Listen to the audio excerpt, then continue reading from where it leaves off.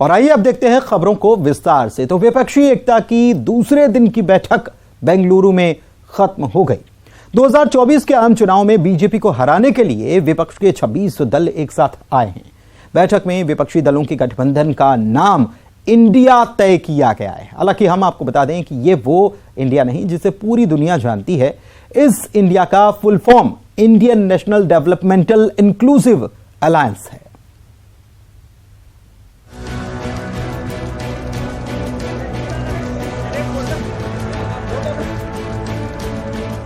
Indian National Developmental Inclusive Alliance यानी कि India, विपक्षी दलों के नए गठबंधन का यही नाम रखा गया है। बेंगलुरु में 26 विपक्षी दल एक साथ जुटे 2024 के लिए नया गठबंधन बनाया। इसके बाद सभी मंचों ने एक मंच पर आकर साझा प्रेस कॉन्फ्रेंस की। प्रेस कॉन्फ्रेंस की शुरुआत में कांग्रेस अध्यक्ष खड़गे ने इस गठबंधन के नाम की औपचारिक घोषणा की। उन्होंने बताया कि सभी दलों ने इंडिया नाम पर सहमति जाहिर की है। Our alliance will be called the all people have agreed to have one name for the alliance. Earlier we worked with UPA. Now with all 26 parties a new name is given, that is Indian National Developmental Inclusive Alliance, that is INDIL. अगले चरण की बैठक मुंबई में होगी और 2024 लोकसभा चुनाव के लिए दिल्ली में एक सचिवालय बनाया जाएगा। गठबंधन को लीड कौन करेगा, फेस कौन होगा, इस सवाल के जवाब में खड़गे बोले हैं कि इसके लिए 11 सदस्यों की एक समिति गठित की जाएगी, जिसके संयोजक का नाम मुंबई की अगली बैठक में तय होगा। राहुल गांधी ने कहा कि ये लड़ाई बीजेपी की विचारधारा के खिलाफ है। ये एनडीए और इंडिया के बीच की लड़ाई है। ये लड़ाई ऑपोजिशन और बीजेपी के बीच में लड़ाई नहीं है। देश की आवाज को दबाया और कुचला जा रहा है। ये देश की आवाज के लिए लड़ाई है और इसीलिए ये नाम चुना गया, Indian National Developmental Inclusive alliance, मतलब इंडिया। उधर विपक्षी एकता पर बीजेपी ने तीखा हमला बोला है। बीजेपी नेता शहनवाज हुसैन ने कहा है कि ये लोग देश को बचाने के लिए नहीं बल्कि खुद को बचाने के लिए इकट्ठा हुए हैं। एक दूसरे के बारे में उनके विचार आज भी सोशल मीडिया पे सब लोग सुन रहे हैं। ये विचारधारा की बात नहीं है। ये एक मुद्दे से जब ये कहते हैं कि वो देश बचाने के लिए इकट्ठा हुए, वो खुद को बचाने के लिए इकट्ठा हुए, एक दूसरे का सहारा बन रहे हैं जो भ्रष्टाचार में लिप्त है। बहरहाल Indian National Developmental Inclusive alliance को 26 दलों का साथ मिल गया है। दावा किया जा रहा है कि आपसी मतभेद भी नहीं है और अब 2024 के रण में विपक्ष का ये बड़ा गठबंधन एनडीए को टक्कर देने के लिए तैयार है। Bureau report, news 18। 26 विपक्षी दलों के अलायंस के जवाब में एनडीए के 38 दल इकट्ठा हो गए हैं। चिराग की एलजेपी, अजीत पवार की एनसीपी और शिंदे की शिवसेना के साथ आने के बाद एनडीए का कुनबा बढ़ता ही जा रहा है। उधर विपक्षी एकता पर प्रधानमंत्री ने जोरदार हमला बोला है। बेंगलुरु में 26 विपक्षी दलों के महागठबंधन का ऐलान हो चुका है। विपक्षी दलों ने अपना एक अलग इंडिया बनाया है। विपक्ष के इंडिया का फुल फॉर्म है इंडियन नेशनल डेवलपमेंट इन्फ्लुएंसिव अलायंस। विपक्ष के गठबंधन का नाम तय हो गया है, लेकिन अभी तक फेस फिक्स नहीं है। लेकिन ये विपक्षी एकता जो एनडीए से मुकाबले के लिए बनी है, उसके पास पीएम मोदी का चेहरा भी है और विपक्ष से कहीं बड़ा कुनबा भी। मंगलवार के दिन नए गठबंधन से विपक्ष का कितना मंगल होगा, ये तो आने वाला वक्त तय करेगा। लेकिन बेंगलुरु में विपक्ष के समीकरण के जवाब में दिल्ली में एनडीए ने भी अपने सामर्थ्य का शक्ति प्रदर्शन कर दिया है। बेंगलुरु में विपक्ष ने 26 दलों को जुटाया तो दिल्ली में एनडीए ने 38 दलों को साथ खड़ा कर दिया। एनडीए का कुनबा बढ़ता जा रहा है।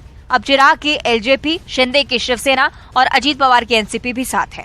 इस बार कई ऐसे दल भी एनडीए की बैठक में आए जो पहले इसका हिस्सा नहीं थे। एनडीए की बैठक पर प्रधानमंत्री नरेंद्र मोदी का ट्वीट सामने आया। उन्होंने लिखा कि हमारा गठबंधन समय की कसौटी पर खरा उतरने वाला गठबंधन है, जो राष्ट्रीय प्रगति को आगे बढ़ाना और क्षेत्रीय आकांक्षाओं को पूरा करना चाहता है। पीएम मोदी ने विपक्षी एकता पर जोरदार हमला भी बोला। कहा कि भारत की बदहाली के जिम्मेदार कुछ लोग अपनी दुकान खोलकर बैठ गए हैं। उनकी दुकान भ्रष्टाचार की गारंटी है। इन परिवारवादी पार्टियों ने कभी देश के सामान्य युवा की शक्ति के साथ न्याय नहीं किया। इनकी एक ही विचारधारा है, एक ही एजेंडा है, अपना परिवार बचाओ, परिवार के लिए भ्रष्टाचार बढ़ाओ। इनका कॉमन मिनिमम प्रोग्राम है देश का विकास रोकना, अपने कुशासन पर पर्दा डालना और अपने भ्रष्टाचार के विरुद्ध कार्रवाई को रोकना। बेंगलुरु की बैठक पर पीएम ने कहा कि कुछ दल जातिवाद का जहर बेचते हैं। आज ये लोग बेंगलुरु में जुटे हैं। कट्टर भ्रष्टाचारी सम्मेलन हो रहा है। परिवारवाद के कट्टर समर्थक जुटे हैं। अब देखिए, ये जो जमात इकट्ठी हुए हैं ना, उनके कुनबे में बड़े से बड़े घोटालों पर, अपराधों पर इनकी जुबान बंद हो जाती है। जब किसी एक राज्य में इनके कुशासन की पोल खुलती है तो दूसरे राज्यों के ये लोग फौरन उसके बचाव में तर्क देने लगते हैं। ये तय हो गया है कि 2024 में विपक्ष के इंडिया और एनडीए के बीच बड़ा मुकाबला होगा। हालांकि अभी भी विपक्षी गठबंधन को लीड कौन करेगा, इस पर सस्पेंस बरकरार है। सभी 26 दलों में इस मुद्दे पर आम राय बनाना आसान भी नहीं होगा, लेकिन एनडीए के पास पीएम मोदी वो चेहरा है जिन्होंने न सिर्फ 2 लोकसभा चुनाव में बड़ी जीत दिलाई है, बल्कि कई राज्यों में मोदी फैक्टर गेम चेंजर साबित हुआ है। बीजेपी की अगुवाई वाली एनडीए के पास लोकसभा में 350 से ज्यादा सांसद भी हैं, जबकि विपक्ष की बैठक में जितनी पार्टियां शामिल हुई हैं, उनके पास लगभग 150 सांसद ही हैं। बहरहाल टीम तैयार है, अब 2024 का इंतजार है। Bureau report, news 18। इधर छत्तीसगढ़ की आज बात कर लेते हैं, क्योंकि यहां का एक मुद्दा पूरे देश भर में सुर्खियों में रहा। छत्तीसगढ़ में फर्जी जाति का मामला गर्मा गया है। SC ST वर्ग के युवाओं ने इस मुद्दे को लेकर नग्न प्रदर्शन कर दिया। युवाओं का आरोप है कि फर्जी जाति प्रमाण पत्र बनवाकर कई लोग सरकारी नौकरी कर रहे हैं। प्रदर्शनकारियों की यह भी मांग है कि ऐसे लोगों को हटाया जाए।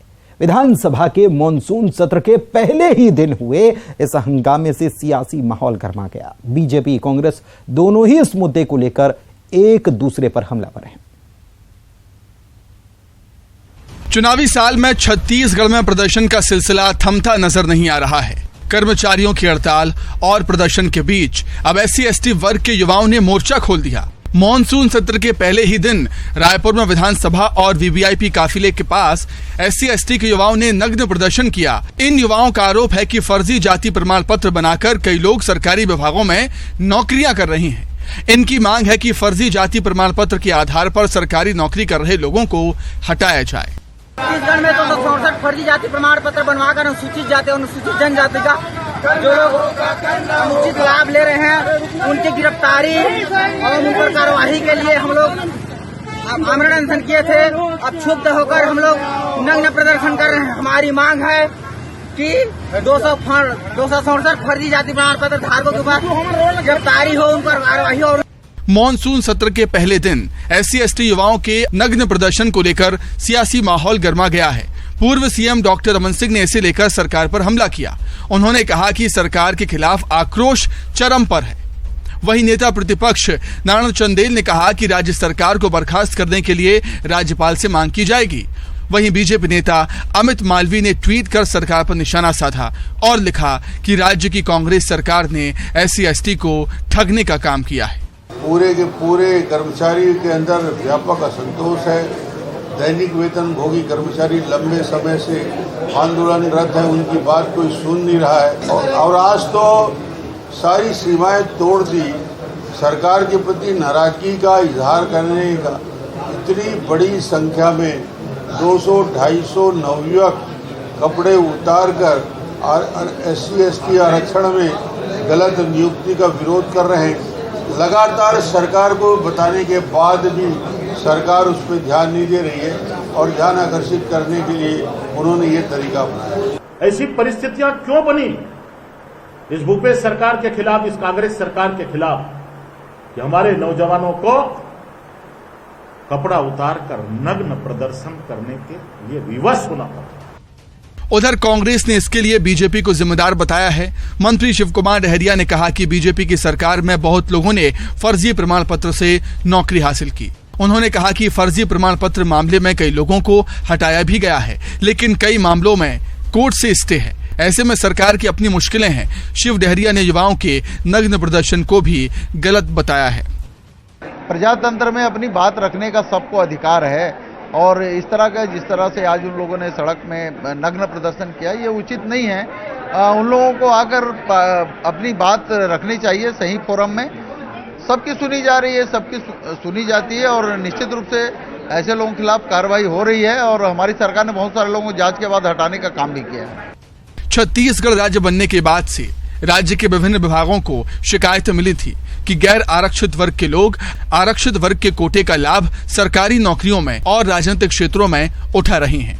इस मामले की गंभीरता को देखते हुए राज्य सरकार ने उच्च स्तरीय जाति छानबीन समिति गठित की, जिसकी रिपोर्ट के आधार पर ऐसे लोगों को बर्खास्त करने के आदेश जारी कर दिए गए। लेकिन तमाम अड़चनों की वजह से इस आदेश का कोई खास प्रभाव नहीं दिखा। ऐसे में SC/ST वर्ग के युवाओं ने प्रदर्शन का रास्ता अपनाया।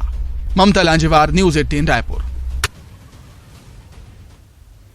पाकिस्तानी महिला सीमा हैदर को एक बार फिर से उत्तर प्रदेश की ATS टीम ने डिटेन किया है। यूपी ATS की टीम सोमवार के बाद मंगलवार की सुबह एक बार फिर से नोएडा में सीमा हैदर के प्रेमी सचिन के घर पहुंची और सीमा को अपने साथ ले गई। बताया जा रहा है कि कई ऐसे सवाल हैं जिनका अभी तक सुरक्षा एजेंसियां जवाब नहीं खोज पाई हैं, उनको जवाब मिल नहीं पाया है। सोमवार को हिरासत में लेने के बाद सीमा हैदर से 6 घंटे तक पूछताछ हुई थी। अवैध तरीके से अपने बच्चों के साथ भारत पहुंची सीमा हैदर और सचिन से नोएडा स्थित एंटी टेररिस्ट स्क्वाड के दफ्तर में घंटों पूछताछ की गई। जांच एजेंसी ने उनके पासपोर्ट, उनके बच्चों के पासपोर्ट के बारे में जानकारी जुटाई। सीमा हैदर और सचिन की पहली मुलाकात से लेकर PUBG ग्रुप में दूसरे लड़कों के बारे में भी पूछताछ हुई।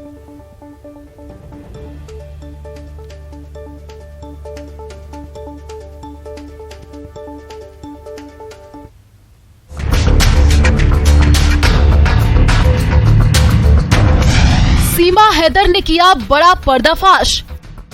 यूपी ATS की पूछताछ में बड़ा पर्दाफाश। दिल्ली के लोगों से संपर्क का दावा।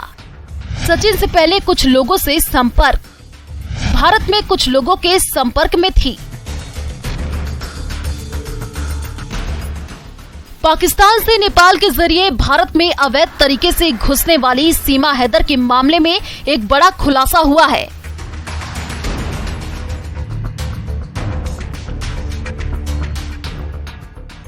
सचिन पहला आदमी नहीं है जिससे सीमा हैदर ने पाकिस्तान में बैठकर PUBG के जरिए बात की हो। यूपी ATS की 8 घंटे की पूछताछ में कई अहम राज खुलकर सामने आए हैं। माना जा रहा है कि जांच के बाद जल्द ही लखनऊ हेड ऑफिस और फिर गृह मंत्रालय की ओर से जांच रिपोर्ट में बड़ा खुलासा हो सकता है। जानकारी के अनुसार सोमवार को सीमा हैदर, उसके प्रेमी सचिन और सचिन के पिता को यूपी ATS ने हिरासत में लिया था। तीनों लोगों से जांच एजेंसी ने करीब 8 घंटे की लंबी पूछताछ की है।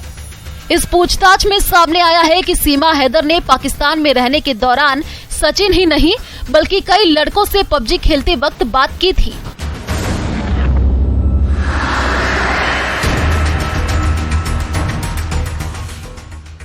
जांच में ये भी सामने आया है कि अधिकतर लड़के दिल्ली NCR के रहने वाले हैं जिनसे सीमा हैदर बात करती थी। ऐसे में ATS ये जानने में जुटी है कि आखिर सीमा हैदर का मकसद क्या था। ये महज प्यार था या फिर कुछ और।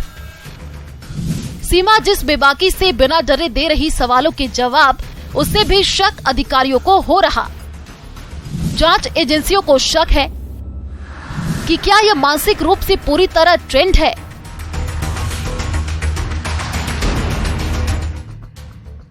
सोमवार से यूपी ATS ने जांच तेज कर दी है और आगे कई बड़े खुलासे हो सकते हैं। सीमा कई और राज खोल सकती है। Bureau report, news 18।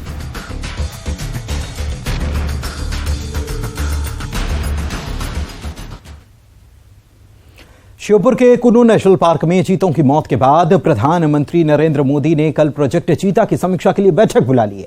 इस बैठक में वन्य जीव विशेषज्ञों की टीम के अलावा दूसरे लोग शामिल होंगे। इससे पहले केंद्र ने 5 वन्य जीव विशेषज्ञों की टीम कुन्नू भेजी है।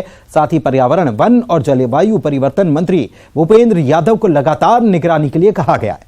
कुन्नू में 3 शावकों के अलावा 5 चीतों की मौत हुई है।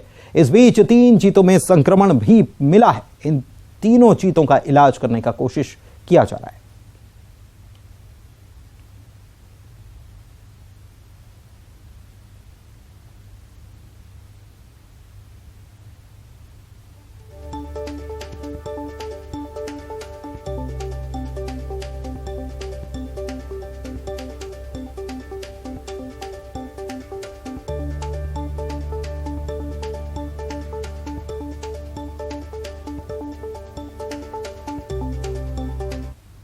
तो एमपी के कुन्नू नेशनल पार्क में चीतों की लगातार हो रही मौत ने सभी को चिंता में डाल दिया है और अभी तक 8 चीतों की मौत हो चुकी है, जिसमें 3 शावक हैं। इस हफ्ते 2 वयस्क चीतों की मौत ने एक बार फिर से सवाल खड़ा कर दिया है कि चीतों की मौत की वजह है क्या। इस बीच एक्सपर्ट्स का दावा सामने आया, जिसमें कहा गया कि चीतों की मौत का कारण उनके गले में बंधा कॉलर आईडी हो सकता है। इधर कुन्नू में 3 और संक्रमित चीते मिलने के बाद राज्य सरकार ने प्रधान मुख्य वन संरक्षक जसबीर सिंह चौहान को हटाकर असीम श्रीवास्तव को प्रधान मुख्य वन संरक्षक नियुक्त कर दिया है।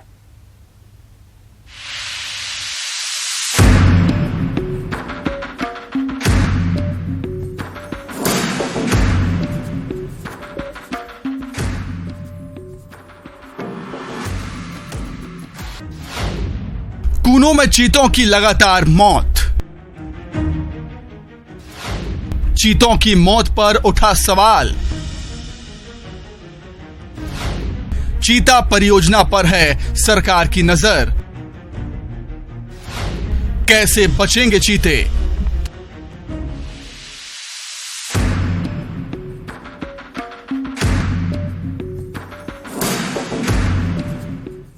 कुन्नू में एक के बाद एक लगातार चीतों की मौत से असमंजस की स्थिति बनी हुई है।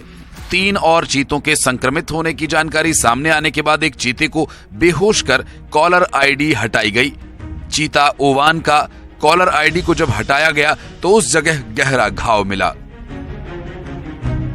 फिलहाल 2 संक्रमित चीते एल्टन और फ्रेडी बेहोश करने की प्रक्रिया से गुजर रहे हैं और दोनों चीते फिलहाल पकड़ से बाहर हैं।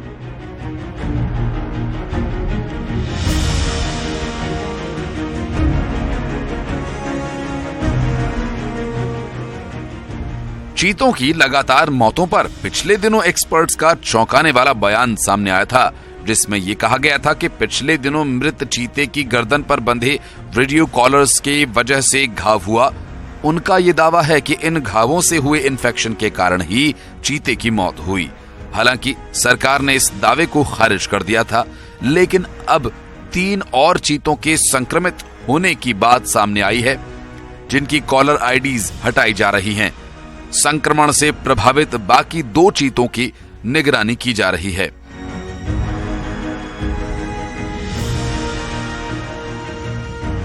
दक्षिण अफ्रीकी चीता विशेषज्ञ विंसेंट वैंडेर मेरवे ने भी कहा कि ज्यादा नमी हो जाने से रेडियो कॉलर संक्रमण पैदा कर रहा है और संभवतः ये मौत का कारण हो सकता है। चीता परियोजना संचालन समिति के प्रमुख राजेश गोपाल ने कहा कि चीतों की मौत का कारण रेडियो कॉलर के इस्तेमाल से सेप्टिसीमिया हो सकता है। उन्होंने कहा, हालांकि ये बेहद असामान्य है।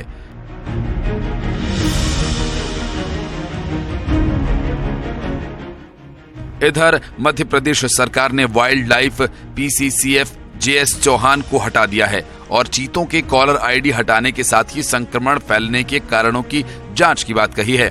आपको बता दें कि नामीबिया और दक्षिण अफ्रीका के 20 वयस्क चीतों को भारत लाया गया है और पिछले साल पीएम मोदी ने इन्हें कुन्नू नेशनल पार्क के बाड़े में छोड़ा था।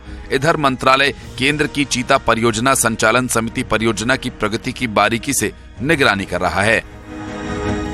Bureau report, news 18। और इसी के साथ इस बुलेटिन में फिलहाल इतना ही। मुझे दीजिए इजाजत, लेकिन खबरों का सिलसिला लगातार जारी है। नमस्कार।